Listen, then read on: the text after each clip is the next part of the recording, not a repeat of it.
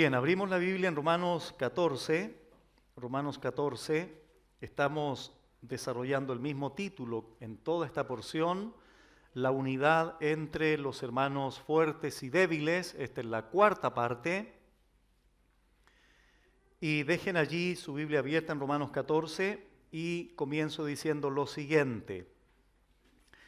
El último argumento que vimos en la enseñanza anterior fue el tribunal de Cristo o el tribunal de Dios. Fue un argumento, Pablo, que introduce para, obviamente, valga la redundancia, argumentar lo que él ha venido desarrollando. ¿Cuál era la intención de Pablo? Que se ve en la necesidad de citar el tribunal de Cristo. No se juzguen unos a otros. No se juzguen entre ustedes.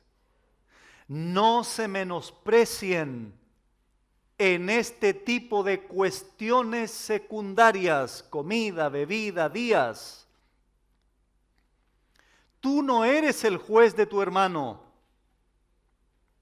Cristo lo es. Y lo será en toda su plenitud, ¿dónde? En el tribunal de Cristo. Entonces, todas estas cuestiones, dejémosela a Él. No solo tu hermano será juzgado, tú también serás juzgado. En este sentido, preocúpate de ti mismo. ¿Por qué? Porque todos nosotros compareceremos ante el tribunal de Cristo. Potentísimo argumento de Pablo, para que ya de una vez por todas dejaran de juzgarse y dejaran de menospreciarse entre los hermanos judíos y gentiles que integraban la iglesia en Roma, pero que ahora eran un solo cuerpo en Cristo. ¿Qué hace Pablo a continuación? Versículo 11, dice, 14:11, porque escrito está. Es decir, Pablo acude al argumento del Antiguo Testamento. Vivo yo, dice el Señor, que ante mí se doblará toda rodilla y toda lengua confesará a Dios. Porque escrito está. Es una expresión muy común en Pablo para viajar en el tiempo y recurrir al argumento del Antiguo Testamento. Pablo no establecía una autoridad propia para enseñar lo que enseñaba. Pablo acudía a la autoridad del Antiguo Testamento, porque él sabía que él no era la autoridad. Cristo es la autoridad y su palabra es la autoridad para argumentar su punto, para argumentar su enseñanza. Y es interesante cómo inicia aquí cuando Pablo dice en el verso 11, vivo yo, dice el Señor. Esta expresión, hermanos, es una expresión de afirmación absoluta. Es como si Dios dijese, tan cierto como que vivo, así será mi juicio. Porque aquí está argumentando, todavía está complementando y argumentando más aún el juicio de Dios. Vivo yo, dice el Señor. Bueno, retrocedamos a Isaías 45, 23, porque en este versículo 11 de Romanos 14, Pablo cita al profeta Isaías, capítulo 45, versículo 23. ¿Qué dice allí? Dice, por mí mismo hice juramento, por mí mismo hice juramento. La pregunta es la siguiente. Cuando tú y yo, o cuando un ser humano jura, siempre jura para darle peso a su juramento por alguien superior, ¿verdad? ¿Recuerdan cuando éramos niños? O los niños generalmente dicen, te juro por mi mamita, te juro por mi abuelita. Es decir, el niño está recurriendo a un ser superior a él, a alguien más grande que él, porque él entiende que no es lo máximo, no es lo superior. Entonces ahí los amiguitos seguramente dirían, por la mamá, tiene que ser cierto entonces lo que está diciendo, porque si no la mamá se le va a morir. Bueno, cuando Dios jura por sí mismo, ¿por quién más podría jurar Él? Si Él es el Altísimo, no hay nadie más grande que Él, por tanto su autoridad es suficiente. Juro por mí mismo, yo soy el grande, yo soy el Altísimo, por tanto lo que voy a hacer, lo voy a hacer, porque está en juego mi propia esencia, mi propio ser, mi palabra. ¿Toma peso eso? Claro que sí. Por mí mismo hice juramento, de mi boca salió palabra en justicia y no será revocada. ¿Qué cosa? Que a mí se doblará toda rodilla y jurará toda lengua. Dios jura por sí mismo de que todos doblarán sus rodillas en el tiempo final delante de Él. Y no solo se trata de un acto de sumisión, sino de reconocimiento y proclamación. En el contexto de Isaías, de este pasaje, de Isaías 45, el que está hablando es el Señor Jehová o Yahvé, el Creador, como dice en el versículo 18 y 21. Y si leemos el 22, mirad a mí, sed salvos todos los términos de la tierra, porque yo soy Dios y no hay más. El punto principal aquí es que Isaías hace un llamado a la salvación a todos. Pero en el 23, el punto principal de Isaías es este: todos tendrán que rendir cuenta personalmente en el juicio final. Toda rodilla se doblará.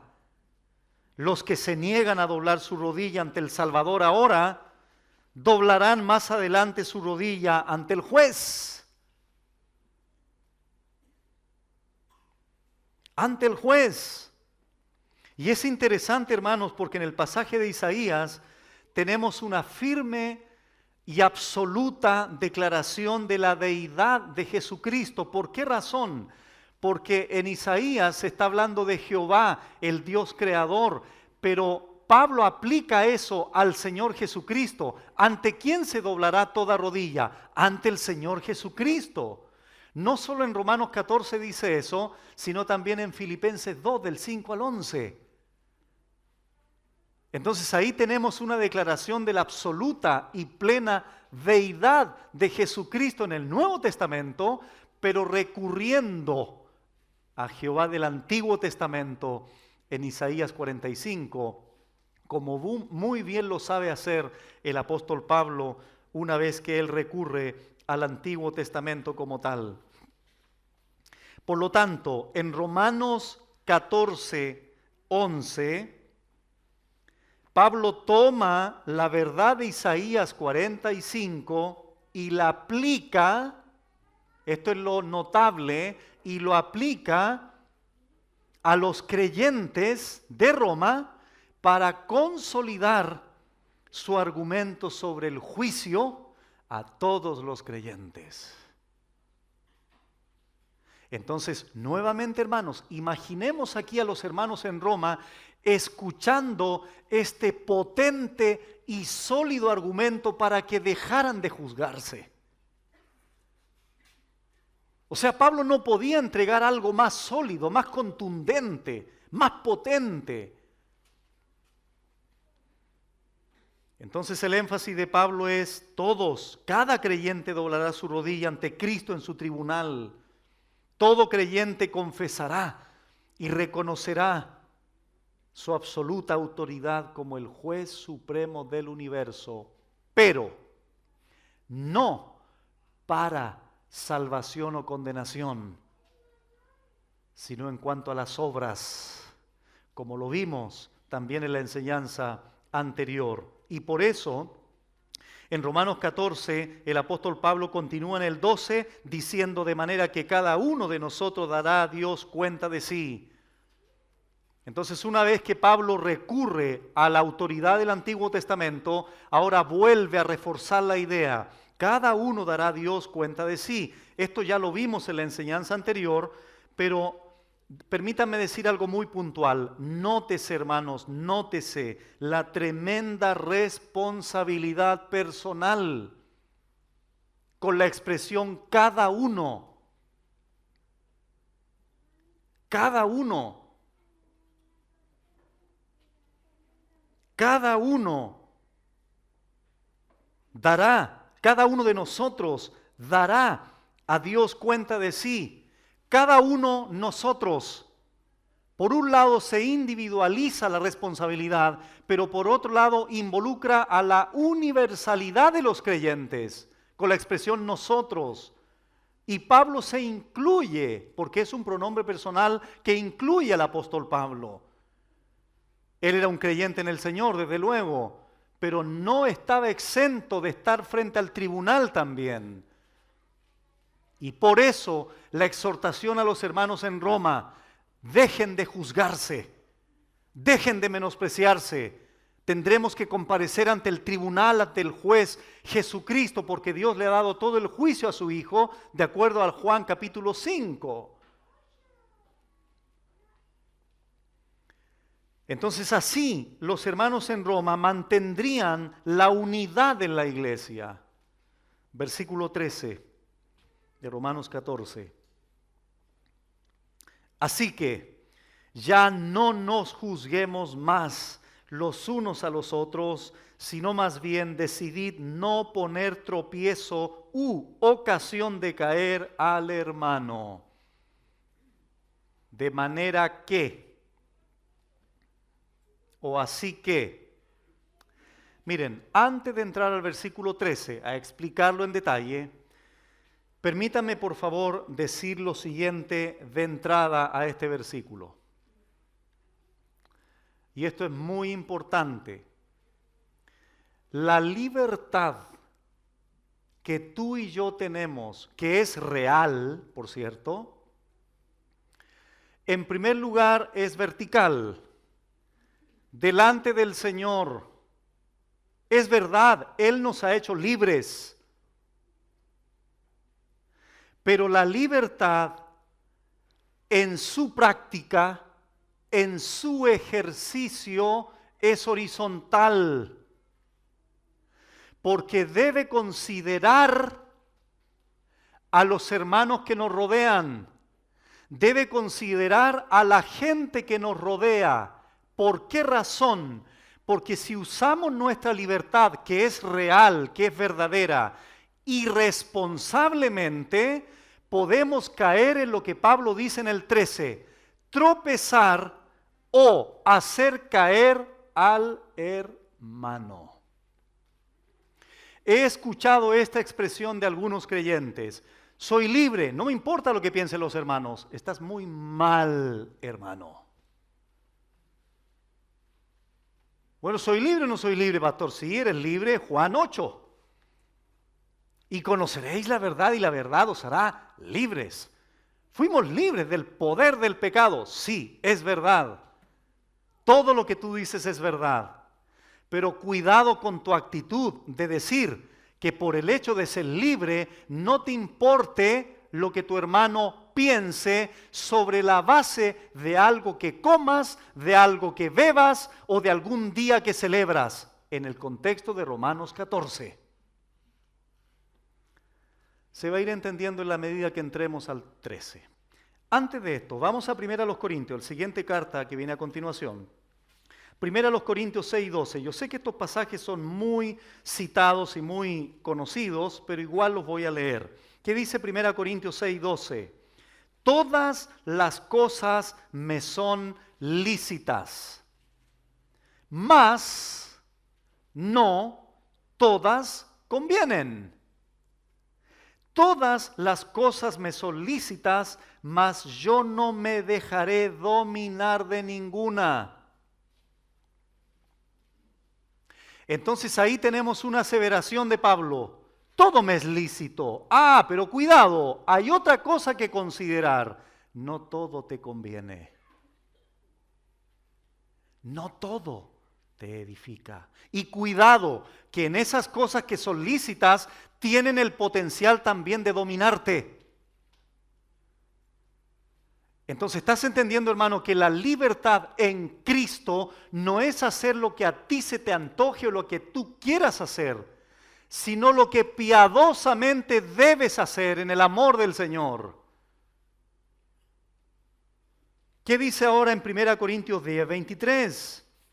Lo siguiente: todo me es lícito, pero no todo conviene. Todo me es lícito, pero no todo edifica. No todo lo que yo haga, por más lícito que sea, va a edificar a mi hermano. Podría ofenderlo, podría tropezarlo, podría hacerlo caer. Dicho esto, regresemos a Romanos 14. Versículo 13. Así que, una expresión de conclusión de una idea, ¿verdad? Ya no nos juzguemos más los unos a los otros. Esto lo ha marcado mucho Pablo en los versículos anteriores. Pero una y otra vez, movido por el Espíritu Santo, recurre a la misma exhortación. No se juzguen, no se juzguen. Deja el juicio en las manos de Dios. Tú no eres el juez de tu hermano, Cristo lo es. En vez de estar juzgando a tu hermano, debes amar a tu hermano y tener cuidado en usar correctamente tu libertad. Bueno, avancemos en el texto. Así que ya no nos juzguemos más los unos a los otros, sino más bien decidid no poner tropiezo u ocasión de caer al hermano. Ahí está el contraste. Sino más bien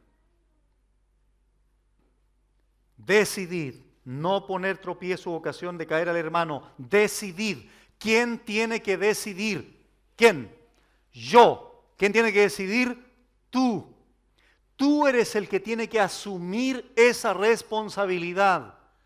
Por más libertad que tengamos en el Señor, en todo, y en este caso particular la comida, la bebida, los días, aún así decide algo, determina, toma una actitud en virtud de aquello. No tropezar, no hacer caer a tu hermano.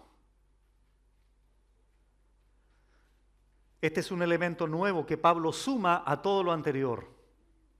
La palabra tropiezo aquí, versículo 13, próscoma, es un obstáculo que se pone en el camino, que obviamente interrumpe el caminar normal. Y la palabra aquí también, ocasión de caer, toda esa expresión es una sola, escándalon en el griego. ¿Qué palabra castellana se le viene a la mente? Escándalo. Una trampa, literalmente, puesta adrede.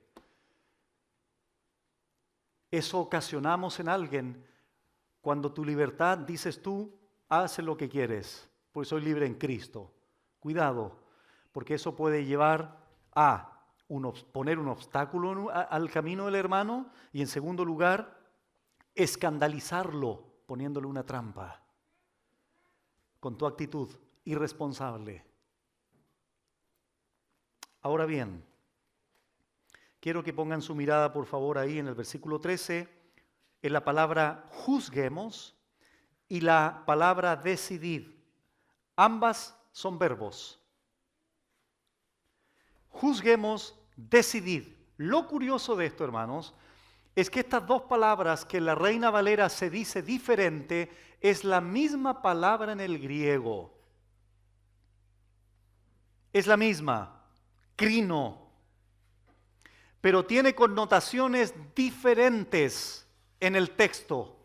¿Y por qué es importante explicar esto? Porque tú has escuchado por ahí en algunas iglesias, mira, el predicador puede decir la barbaridad más grande, pero no lo juzgue porque es el pastor. Yo lo he escuchado eso. Eso es mentira, eso es falso. tenemos la facultad dada por Dios de juzgar. Lo que pasa es que nosotros, la connotación que nosotros le damos a la palabra castellana es negativa siempre. Pero bíblicamente hay una connotación positiva. Por lo tanto, tú, que tenemos el conocimiento de la palabra, estamos habilitados por Dios para juzgar, para evaluar, para analizar todo. Con humildad, desde luego, no desde un pedestal por si acaso, porque somos mandados a hacer para eso. Por supuesto que podemos juzgar conductas pecaminosas, falsa enseñanza. Entonces aquí, hermanos, cuando Pablo está diciendo, no se juzguen entre ustedes condenatoriamente, negativamente, irresponsablemente, no lo hagan, pero juzguen apropiadamente, no poner tropiezo, no hacer caer al hermano. Misma palabra en el griego, pero con miradas o acepciones diferentes. Pablo lo dice de otra forma, examinadlo todo, retened lo bueno. Cristo enseñó esto, no juzguéis conforme a las apariencias, sino juzgad con justo juicio. Todos nosotros, todos los días estamos juzgando cosas, juzgando situaciones. Bueno, y en ese sentido, hermanos, el apóstol Pablo aquí es muy enfático. Y cuando juzguemos, hermanos, y este es un consejo adicional, yo he cometido tantas veces este error, y podría decir pecado también. Cuando nosotros observamos una situación, cuando nosotros miramos algo, ten mucho cuidado con abrir tu boquita y señalar un diagnóstico absoluto. ¿Sabes por qué? Porque tú no tienes la más mínima idea de todos los elementos que rodean una situación para emitir un juicio absoluto. No lo tienes. No eres Dios. No eres mejor que nadie para decir, este hermano hizo esto por esto. ¿Quién te dijo eso a ti? ¿Tienes el atrevimiento de emitir un juicio de esa naturaleza así de buenas a primeras? ¿Sabes tú quién tiene la única autoridad final y absoluta para juzgar verdaderamente algo? Es el Señor a través de su palabra. Entonces, cuando nosotros, los pastores, tenemos que abordar situaciones, lo ideal siempre es poner un esfuerzo, ¿en qué sentido? En recepcionar todos los antecedentes, todas las situaciones, todos los elementos posibles para llegar a una conclusión y con temor tomar decisiones al respecto. Porque somos seres finitos, no conocemos los corazones tampoco. Cierro paréntesis. Bueno, aquí está entonces, hermanos, la responsabilidad de todo creyente fuerte de no poner tropiezo u ocasión de caer, escándalo al hermano débil. ¿Por qué, pastor? Retrocedamos a Mateo 18 para leer un pasaje muy serio, solemne, temeroso podríamos decir. Mateo 18, 6 y 7. Repito la pregunta. ¿Por qué, pastor? Porque hay una consecuencia para el que tropieza a otro.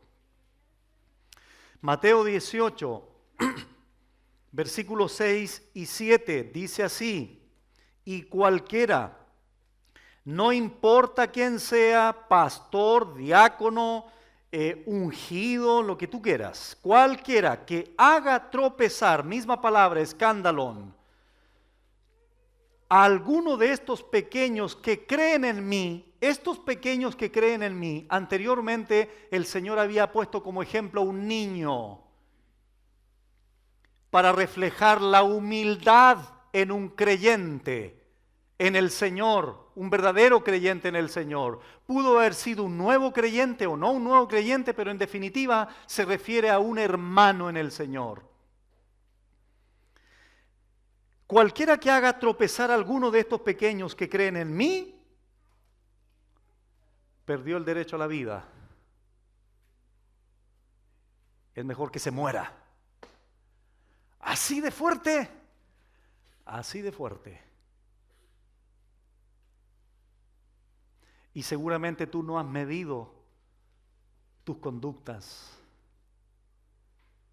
Seguramente no hemos entendido lo que hacemos y muchas veces hemos tropezado a un hermano. Déjame leerte lo siguiente. Mejor le fuera que se le colgase al cuello una piedra de molino de asno y que se le hundiese en lo profundo del mar. Eso es lo que significa, de acuerdo a lo que dije anteriormente resumido, no puede seguir viviendo, no tiene el derecho a la vida. ¿Te produce temor esto? No, yo me tomo la copa de vino, no, pastor, inclusive voy a ir a un bar a tomármela. Cuidado, porque puede entrar un hermano débil o pasar un hermano por fuera. ¿Y qué va a pensar? Sigo leyendo, 7. ¡Ay del mundo por los tropiezos! O sea, el Señor asume que indudablemente el mundo tropieza a todo el mundo, porque son incrédulos, pero, ¿por qué es necesario que vengan tropiezos? Pero hay de aquel hombre por quien viene el tropiezo. ¿Es serio esto, verdad? Así que mucho cuidado con todos nosotros cuando digamos, soy libre en Cristo, claro que sí, entonces hago lo que quiero. Cuidado, porque tu conducta, en los lugares donde vayas, etcétera, etcétera, pueden tropezar a alguien.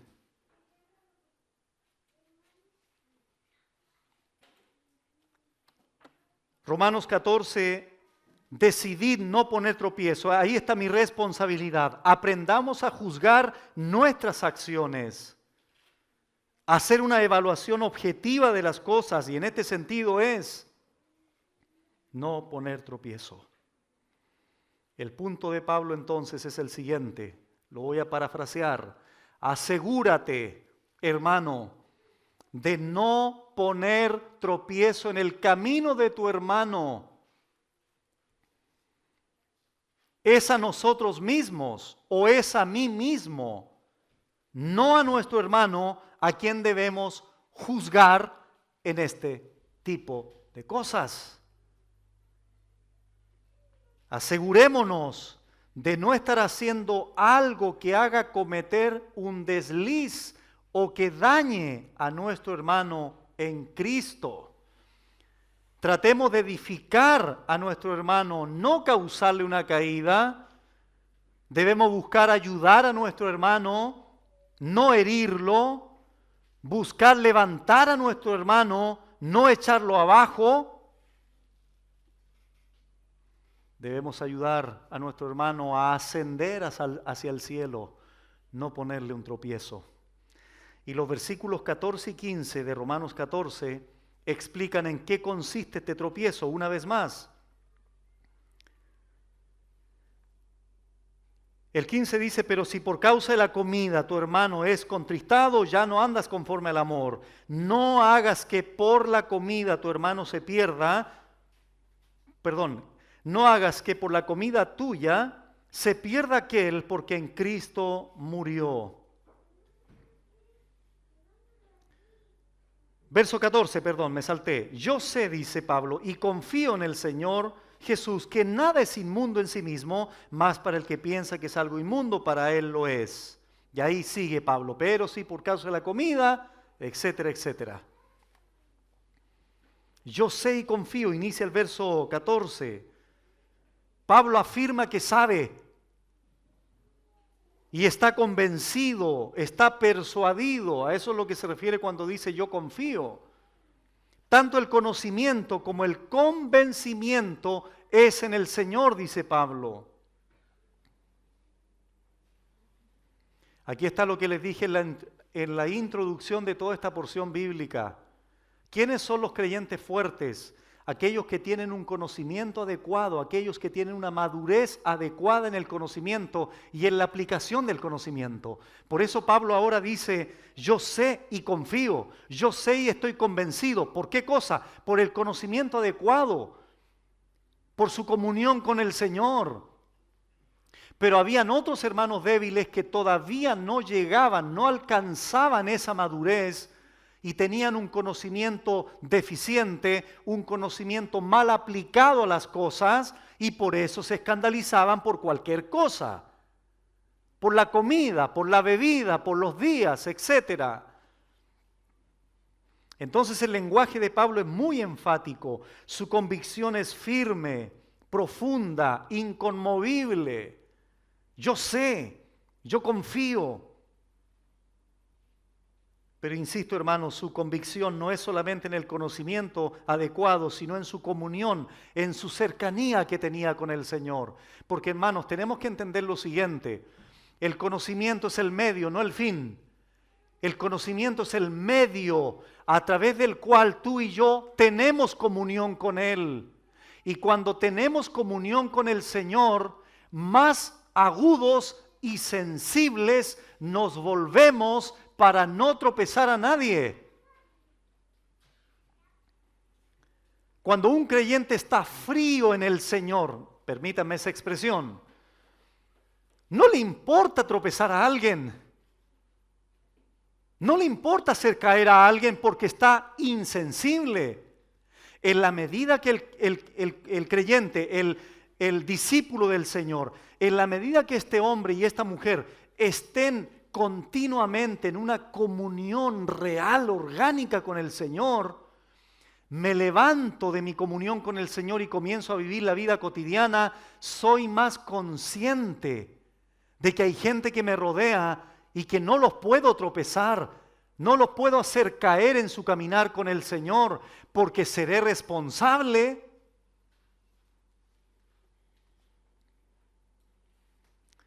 Cuando Pablo dice en el verso 14 que nada es inmundo en sí mismo, en el contexto de Romanos 14 se refiere a la comida.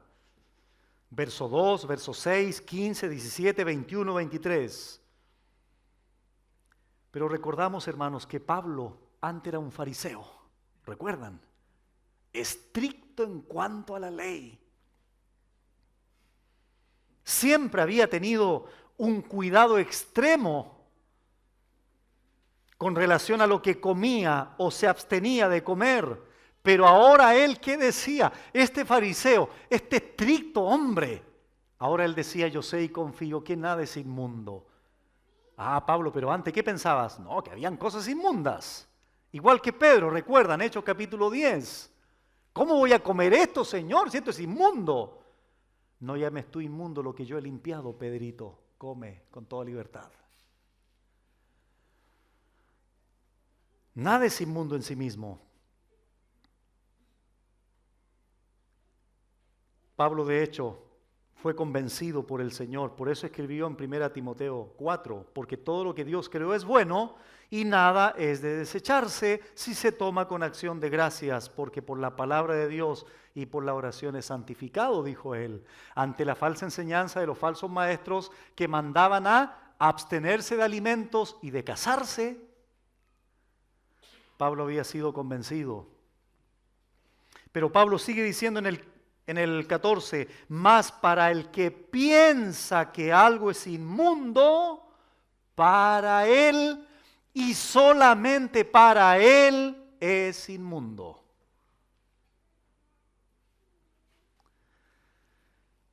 Este es el hermano débil que piensa que algo es inmundo. Si a un creyente judío todavía su conciencia le acusaba de comer cerdo, entonces no debía comer. porque iría en contra de su conciencia.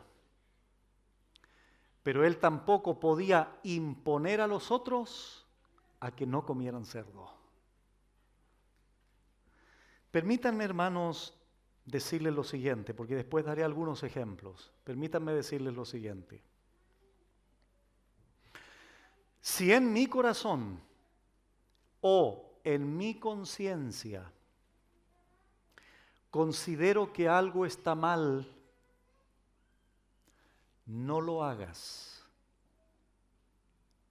No lo hagas.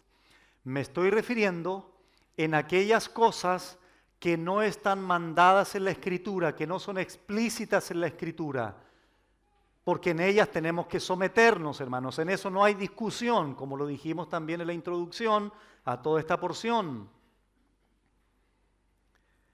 Probablemente que también me ha pasado en algunas cosas que me encantaría poder mencionárselas como ejemplo, pero no lo voy a hacer. Probablemente con el tiempo, aquí hoy día, mi conciencia me dice, no, esto no estoy tranquilo, no lo hago. Pasaron 5 años, entendí bíblicamente que aquí, cuando a mí me parecía algo mal, acá no era mal, no era malo para mí, pero mi conciencia ya ahora está mejor informada, maduró mi conocimiento. Por lo tanto, puede ser que en 5 años más haga lo que aquí estimé conveniente no hacer. Pero como mi conciencia Dios la ha dejado en mí como un dispositivo de alarma, entonces debo obedecer a aquella conciencia. Solo podría hacer lo contrario en el momento y en el proceso que Dios trate conmigo y me haga entender mejor aquello que en su minuto yo me abstuve de hacer.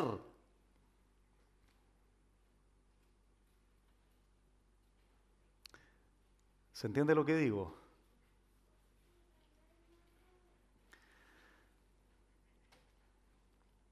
Después en el verso 23, leámoslo, no lo vamos a explicar ahora. Dice, pero el que duda sobre lo que come es condenado, porque no lo hace con fe. Y todo lo que no proviene de fe es pecado.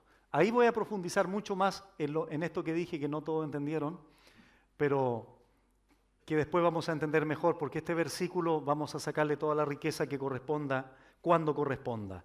Bueno, entonces, para él, para ese hermano es inmundo entonces. Versículo 15, pero si por causa de la comida tu hermano es contristado, ya no andas conforme al amor, que es lo que debe prevalecer, el motor dinámico para que la unidad de la iglesia se mantenga y se guarde. No hagas que por la comida tuya se pierda aquel por quien Cristo murió. Si algún hermano en Roma comía algo que su hermano débil le causaba dolor, eso significa contristado, causar dolor, entristecer a alguien, es la misma palabra que se utiliza en Efesios, cuando Pablo dice, no contristéis al Espíritu Santo.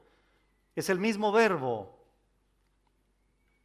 Entonces, si algún hermano en Roma comía algo que a su hermano débil le causaba dolor, entonces ese hermano fuerte no manifestaba la razón de existencia de la unidad de la iglesia, que es el amor.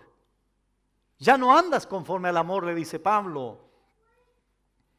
No hagas que por la comida tuya se pierda aquel por quien Cristo murió.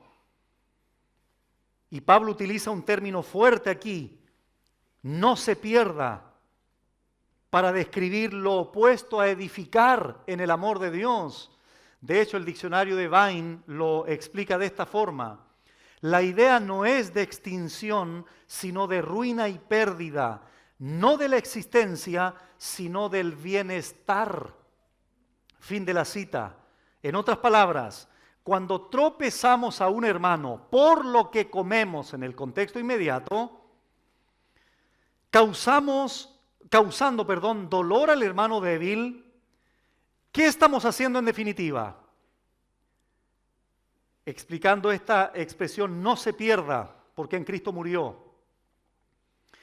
Estamos, hermanos, contribuyendo negativamente para que su comunión con el Señor se estropee, se altere, se afecte.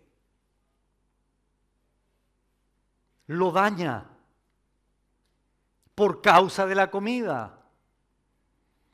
Porque en Cristo murió, dice Pablo.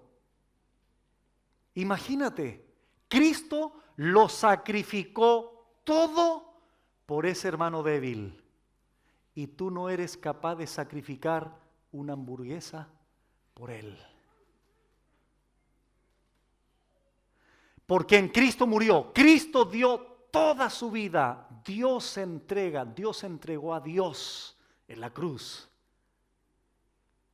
Y el hermano no va a poder abstenerse de comer cerdo si eso ocasiona tropezar a su hermano, estropear su comunión con el Señor, afectar su comunión, su relación con el Señor. Eso implica falta de amor.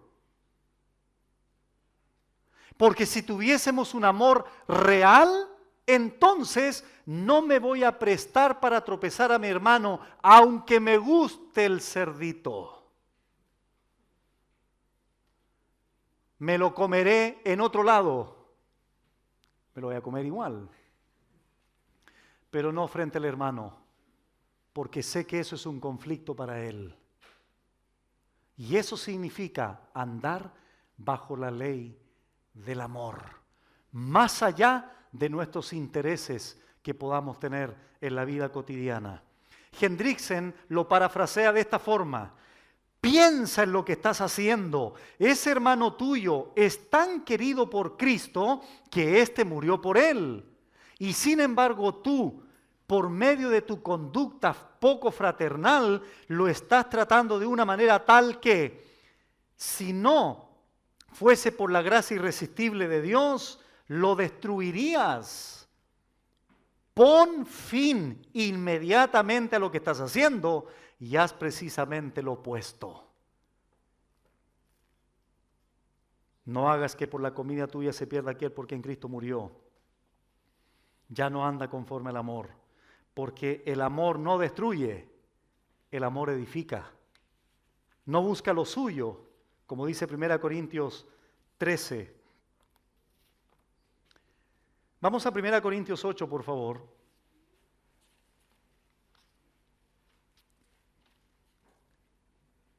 1 Corintios 8. En Corinto había una situación similar con la carne sacrificada a los ídolos. Unos la comían sin problema, otros tenían dificultad por el hecho de ser sacrificada a los ídolos. ¿Qué dice el versículo 1, 1 Corintios 8:1? En cuanto a lo sacrificado a los ídolos, ahí está el tema que desarrolla el resto del capítulo Pablo. Sabemos que todos tenemos conocimiento. Versículo 4, acerca pues de las viandas o comida que se sacrifican a los ídolos, sabemos que un ídolo nada es en el mundo y que no hay nada más que un Dios. Pues aunque hay algunos que se llamen dioses, sea en el cielo o en la tierra, como hay muchos dioses y muchos señores, para nosotros, sin embargo, solo hay un Dios, el Padre, del cual proceden todas las cosas, y nosotros somos para Él, y un Señor Jesucristo, por medio del cual son todas las cosas, y nosotros por medio de Él. Pablo está argumentando en el fondo que un ídolo no es nada. O sea, si la carne fue sacrificada a un ídolo, ¿qué tiene? Si el ídolo es algo muerto. Entonces Pablo está argumentando aquello. Versículo 7. Pero no en todos hay este conocimiento, porque algunos, habituados hasta aquí a los ídolos, comen como sacrificado a ídolos y su conciencia, siendo débil, se contamina. Si bien la vianda no nos hace más aceptos ante Dios, pues ni porque comamos seremos más, ni porque no comamos seremos menos, pero mirad que esta libertad vuestra, que es real, que es verdadera, no venga a ser tropezadero para los débiles. El mismo principio de Romanos 14, versículo 10, porque si alguno te ve a ti, que tienes conocimiento, sentado a la mesa en un lugar de ídolos, la conciencia de aquel que es débil, ¿no será estimulada a comer de lo sacrificado a los ídolos? Y por el conocimiento tuyo se perderá el hermano débil por quien Cristo murió. De esta manera pues, pecando contra los hermanos e hiriendo su débil conciencia, contra Cristo pecáis. Eso es más potente todavía. Contra Él pecamos. 13, por lo cual, si la comida le es a mi hermano ocasión de caer, no comeré carne jamás para no poner tropiezo a mi hermano. ¿Qué más claro puede ser?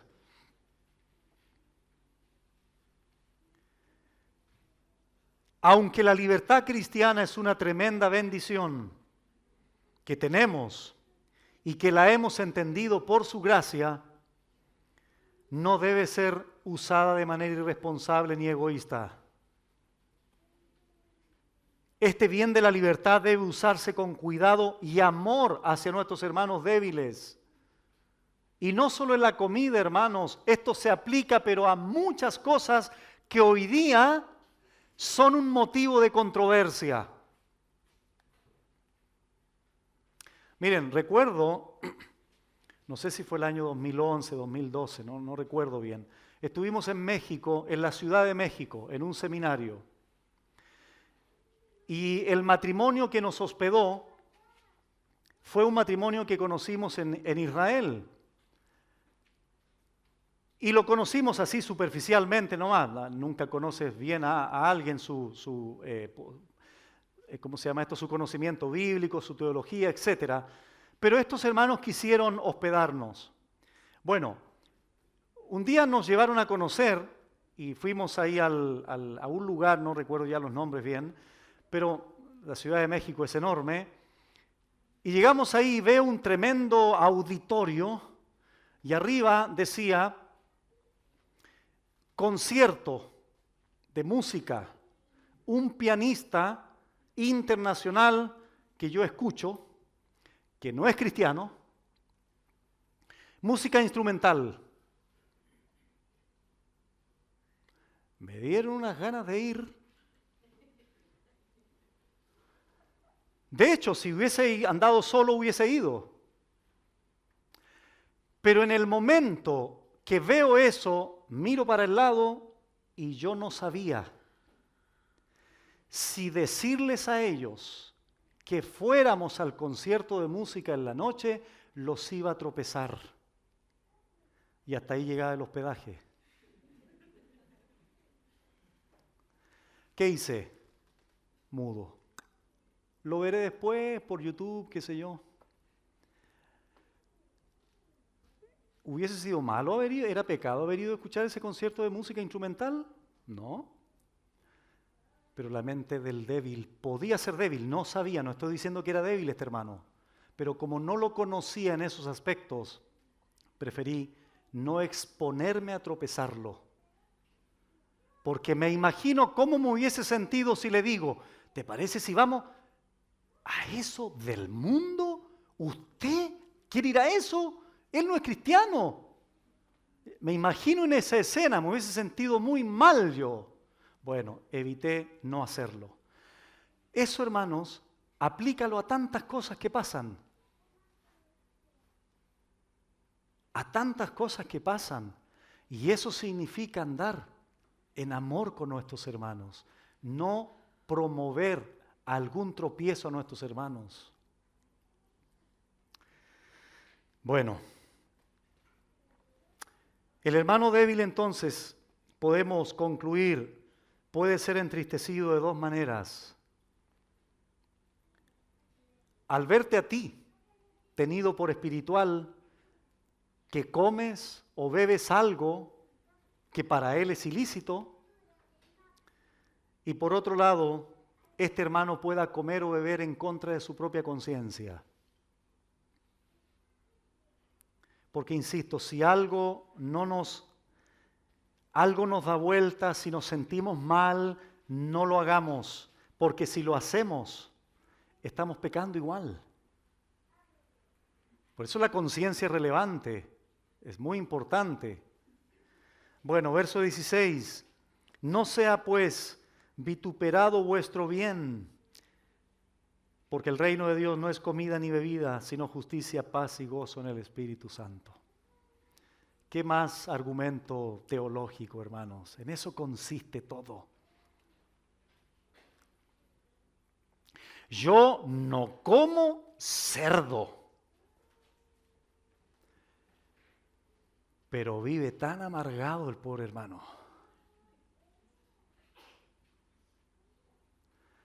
Yo ni nada de vino, pastor. Pero tiene una falta de paz el hermano. El reino de Dios es otra cosa. No cuestiones secundarias. Y hay tantos proverbios que hablan de eso. Inclusive, es mejor comer poquito, un pancito, tostadito, pero que haya paz en el hogar. A tener la despensa llena y puros conflictos. Falta de gozo, falta de justicia, falta de paz. Entonces, hermanos, entendamos. Saquemos por favor nuestra mirada, dejemos de juzgar cosas que no tienen sentido juzgar.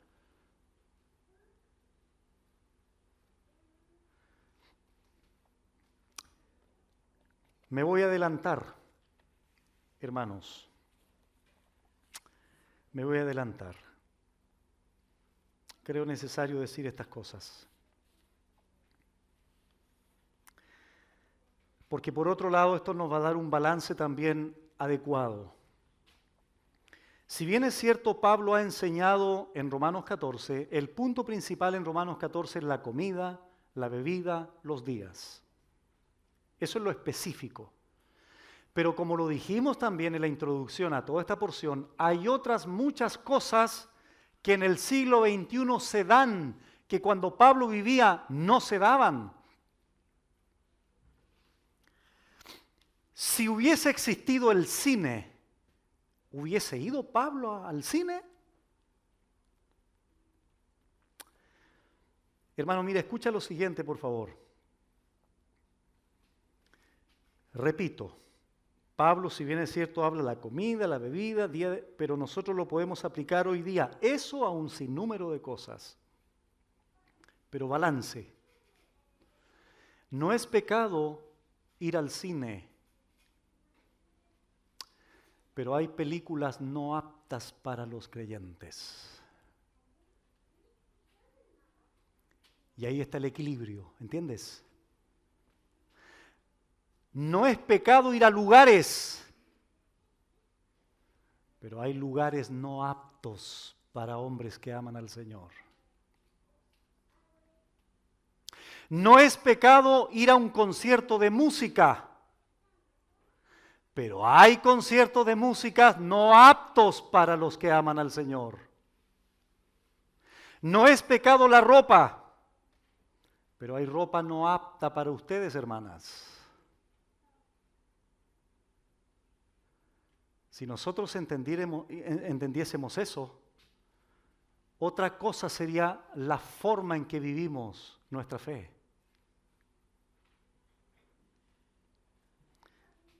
No podemos, hermanos, no debemos, bajo la virtud del amor, tropezar y hacer cosas que pueden hacer caer o estropear o afectar la comunión de nuestros hermanos débiles. Imagina esta escena. Invito a un hermano que llegó a la congregación probablemente nuevo, ex alcohólico. Y lo invito a almorzar a mi casa un día y ahí tengo en el refrigerador una botella de vino y tenía la intención, por la comida que iba a servir, de servir una copita de vino. Copita, ¿se entendió bien, cierto? Copita. Bueno, iba a servirle una copita, pero en eso, todavía no saco la botella del refri, empiezo a conversar con él y me dice, bueno, pastor, mire, permítame conversarle algo. Yo antes de venir al Señor, el Señor me salvó por su gracia, yo andaba botando cercos, pastor. Era amigo del gato blanco y negro, íntimos amigos. Bueno, para los que no entienden, bueno, alcohólico, tenía problemas con la embriaguez. ¿Tú crees que voy a sacar la botella y le voy a servir? ¿Me entiendes el punto, hermano? La dejo guardadita, La saco después que se vaya. Eso es. Y si tú te das cuenta, es tan sencillo el tema. Pero nosotros rápidamente, no importa si ahora somos libres en Cristo, ¿no? Le voy a servir vino, Señor, para tu gloria. No, hombre, qué gloria del Señor. Eres un irresponsable.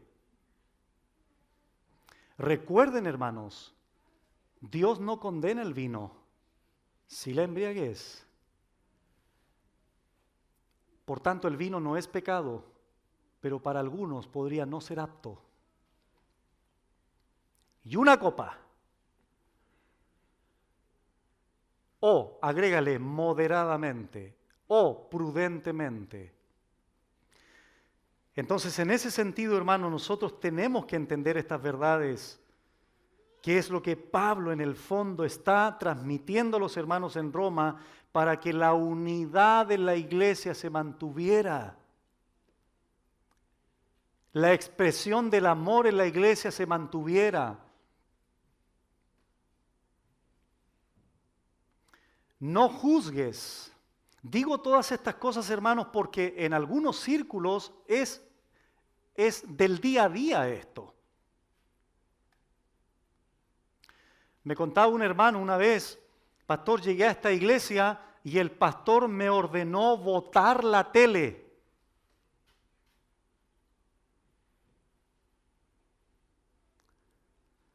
Entonces ahí está. Yo no puedo, escuchen bien esto, porque es importante también.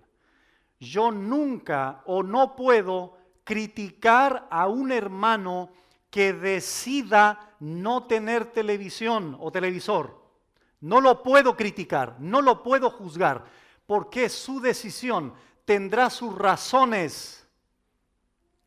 Pero si yo decido tener televisor, él tampoco a mí me puede criticar o juzgar.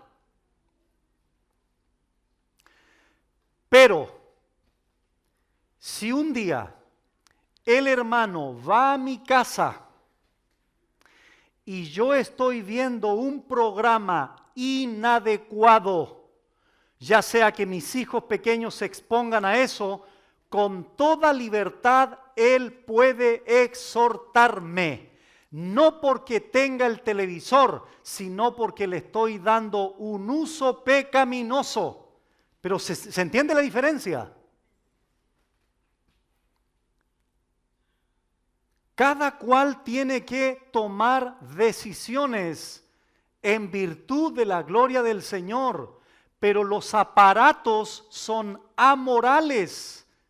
Va a depender cómo tú uses aquello para finalmente determinar si está bien tu conciencia delante de Dios.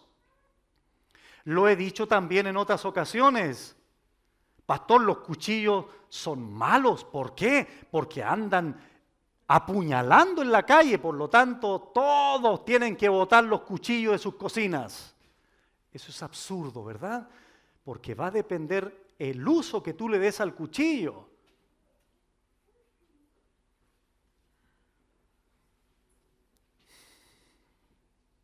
No juzgues.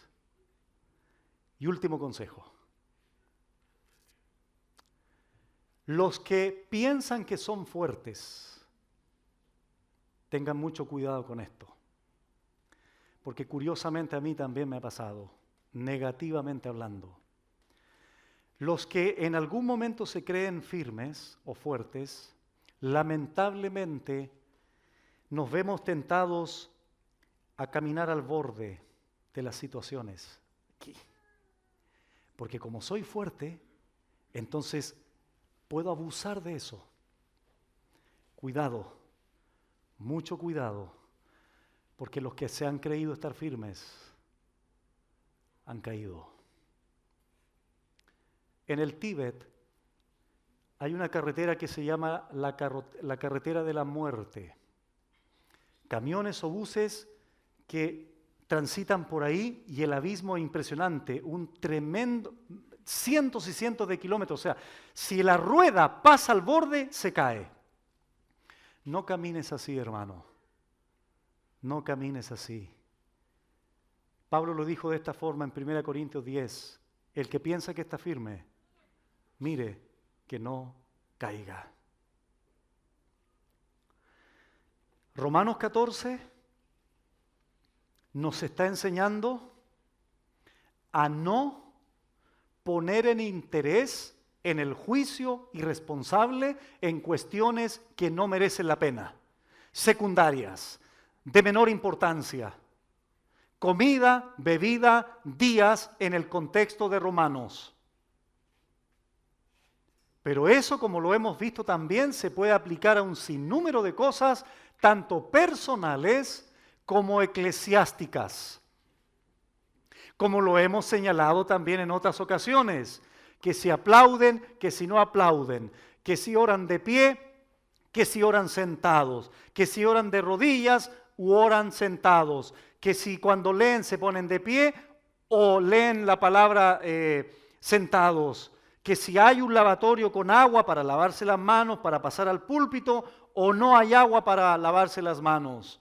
Si se sirve la cena del Señor en una copa o se sirve en 12 copas, igual como fue supuestamente cuando el Señor sirvió porque eran 12 discípulos. ¿Cantamos 2, 3, 5 alabanzas en la iglesia o cantamos 4? ¿Cantamos con batería, sin batería? ¿Cantamos con instrumentos, sin instrumentos? ¿Cantamos con himnario o sin himnario? ¿Cantamos alabanzas antiguas o alabanzas nuevas? Todas estas cosas, etcétera, etcétera, etcétera, y la lista podría ser interminable, secundarias. Obviamente, si tú vienes a esta iglesia, tienes que respetar lo que nosotros establecemos como tal. Eso es obvio, ¿no? Y tampoco podemos darle el gusto a cada miembro de la iglesia, pues si no sería un caos eso.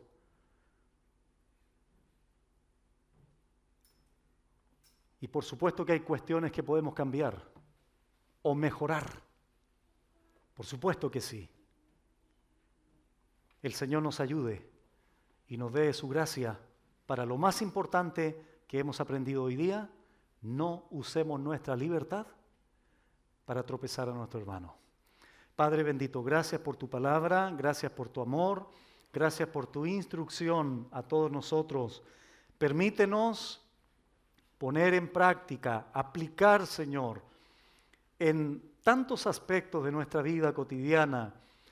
También en el ámbito eclesiástico, Señor, poner en práctica todas estas cosas para así podamos mostrar el amor hacia nuestros hermanos y al mismo tiempo guardar la unidad entre los fuertes y los débiles, que es lo que Pablo finalmente está exhortando a esta iglesia en Roma.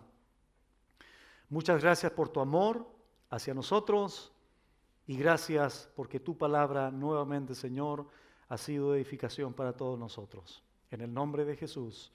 Amén.